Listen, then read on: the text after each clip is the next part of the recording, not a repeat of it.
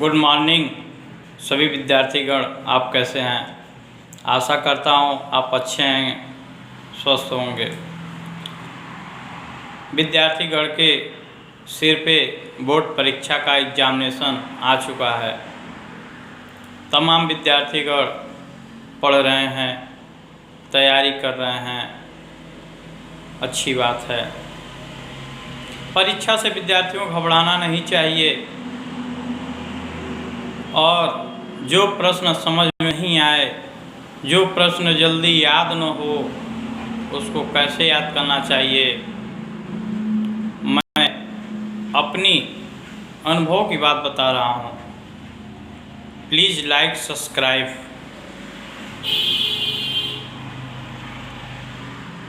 विद्यार्थीगण, पहली चीज़ कि अगर आप हिंदी का तैयारी कर रहे हैं, खूब रट रहे हैं, दिनों रात रट रहे हैं, उससे बेटर है कि आप दो चीज़ का प्रयोग करें। जब मुंह थक जाए तो हाथ से सहारा लीजिए और जब हाथ थक जाए तो मुंह से सहारा लीजिए। आपको तैयारी करने के लिए ईश्वर ने दो साधन दिया है। मुख से तैयारी करेंगे, मुख थक जाएगा, हाथ से तैयारी करेंगे, हाथ थक जाएगा, मुंह से तैयारी करेंगे। कहने का अर्थ है विद्यार्थियों, आप जो भी प्रश्न याद करते हैं उसको याद करते चले जाइए और जब बोलते बोलते मुंह थक जाए तो कलम और रफ उठाइए। जितना याद किए हैं उन सभी प्रश्नों को देख देख के प्रश्न और उत्तर दोनों रफ पे उतारते चले जाइए। तब तक उतारिए जब तक हाथ ना दुख जाए। रोज उतारिए। एक पाठ को कम से कम 10 बार उतारिए। 11वां दिन फिर रिवीजन करिए। जो भी प्रश्न आप याद कर रहे हैं, एक दिन में अगर 10 प्रश्न बच्चे आप याद करते हैं तो बहुत अच्छी चीज़ें हैं। मायने रखता है। 10 प्रश्न मुख से बोले, मुंह थक गया, कलम उठाए, रफ उठाए और बोल बोल के प्रश्न और उत्तर बोल बोल के कम से कम 10 पन्ना लिख दीजिए, 20 पन्ना लिख दीजिए, 25 पन्ना लिख दीजिए। कब तक लिखिए? जब तक हई न दुखा जाए। और जब हई दुखा जाए तो इसको दुखाइए, और जब ई दुखा जाए तो इसको दुखाइए। सफलता अवश्य मिलेगी, 100 में 100% मिलेगी। और आपको जो प्रश्न नहीं याद होता होगा वो याद होगा कैसे, ये समझ जाएं। ऐसे होता है।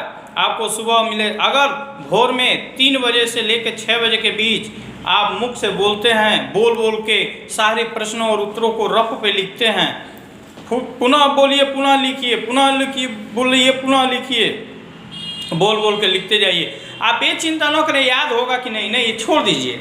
याद हो न हो वो छोड़ दीजिए। आपका काम है कि सभी प्रश्नों उत्तर को रफ पर रोजाना लिखना है। एक पार्ट याद करना है। एक पार्ट को कम से कम, आपके समय परीक्षा नज़दीक आ गई है इसलिए मैं कहूँगा कि एक पाठ को कम से कम 10 पन्ना लिख लीजिएगा। दूसरा पाठ लिखिए, फिर मुँह थक जाए, फिर विश्राम करिए, थोड़ा टहल लीजिए, घूम लीजिए, पुनः बैठिए कापी किताब लेके, फिर सभी प्रश्नों और सभी उत्तरों को क्रमशः रफ पर लिखिए, याद हो जाएगा। बहुत बच्चे को देखा हूँ कि बहुत विद्यार्थीगण को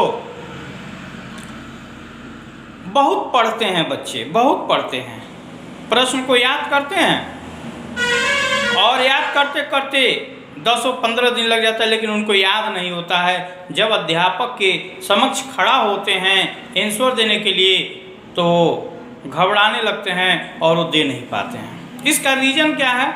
इसका रीज़न है कि पूर्ण रूप से प्रश्नों के उत्तर आपके दिमाग की मेमोरी में सेटल नहीं हुआ है। विद्यार्थियों, आपको जो प्रश्न बहुत समय लगा रहा हो, याद न हो रहा हो, मित्र उस प्रश्न को, बच्चों उस प्रश्न को प्रश्न और उत्तर देख देख के नकल के जैसे बोल बोल के रफ पर कम से कम 20 पन्ना लिखिएगा। एक दिन के बजाय 2 दिन 3 दिन लिख दीजिएगा। अगर वो प्रश्न नहीं याद हुआ तो आप मुझे कमेंट में बताइएगा कि हाँ याद हुआ या नहीं हुआ। घबराइए मत, परीक्षा है मत घबराइए। सभी विषयों की घंटी बना लीजिए। विद्यालय अगर जा रहे हैं तो विद्यालय की बात अलग है। विद्यालय के बाद आपके पास 6 घंटा विद्यालय में रह रहे हैं, 6 घंटा सोने के लिए चाहिए, 12 घंटा, 2 घंटा और ले लीजिए, 14 घंटा, बचा 10 घंटा। 10 घंटा आप घर पर रहिए और 10 घंटा में 1 घंटा खूब विधिवत बोल बोल के 30 मिनट याद करिए, तो कम से कम 1 घंटा लिखिए। एक विषय पर 1.5 घंटा दीजिए।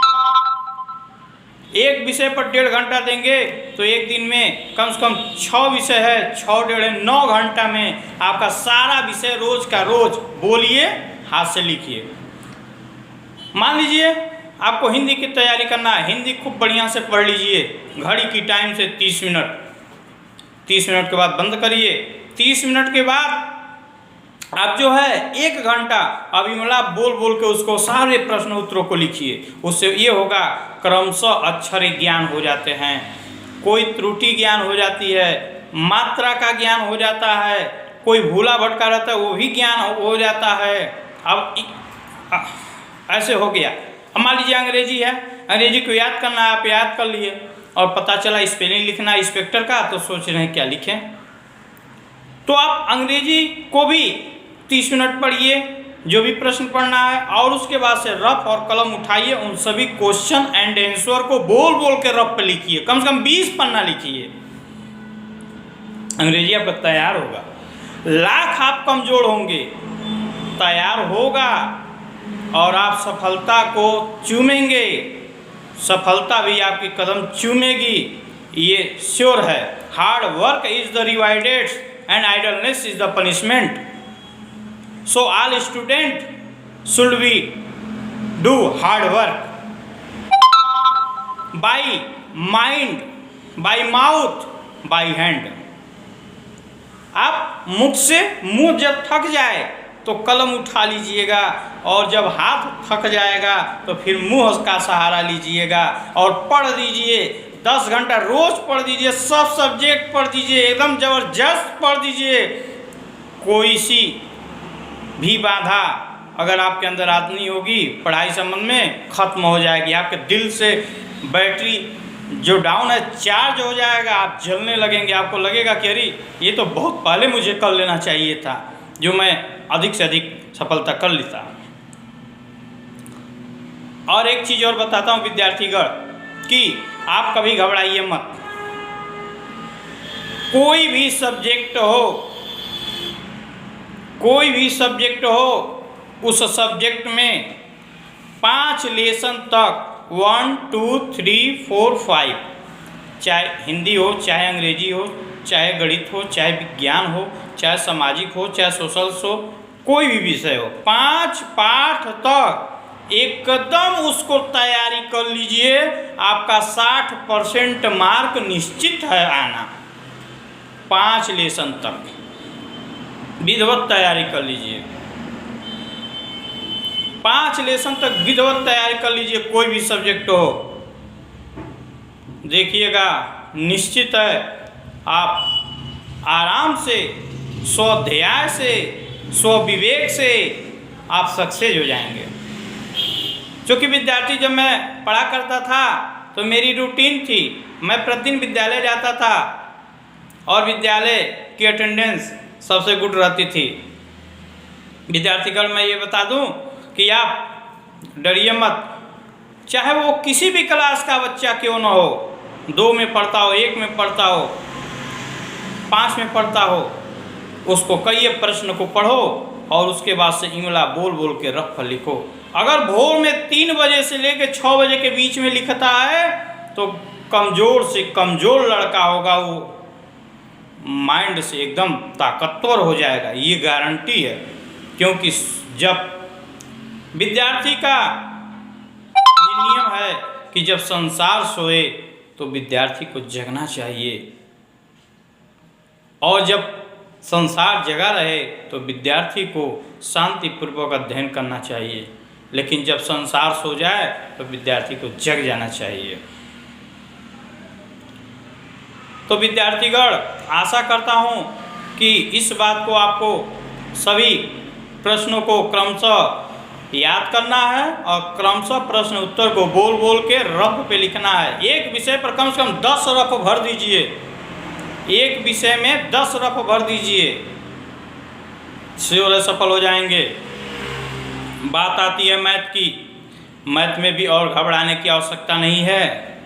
रूल के अनुसार अंक चेंज होते हैं, नियम चेंज नहीं होते हैं। स्टूडेंट, अंक चेंज होंगे। आप कम से कम 50 मैथ का रूल याद कर लीजिए और उस रूल पर बदल बदल के 10-15 सवाल लगा लीजिए। रूल आपको याद हो जाएगा। कितना भी प्रश्न आंसर बदल के आएगा आप सॉल्व कर लेंगे, टेंशन लेने की जरूरत नहीं है। 60% आप पास हो जाएंगे। 50 रूल याद कर लीजिए, 50। लेसन 5 तक कंफर्म रखिएगा। हर विषय में 5 तक, हर विषय में लेसन 5 तक, हर विषय में लेसन 5 तक, हर विषय में लेसन 5 तक। एक कदम घोर के पी जाइए उसको। 20 पन्ना लिखिए, कम से कम एक विषय में 10 रफ भर दीजिए।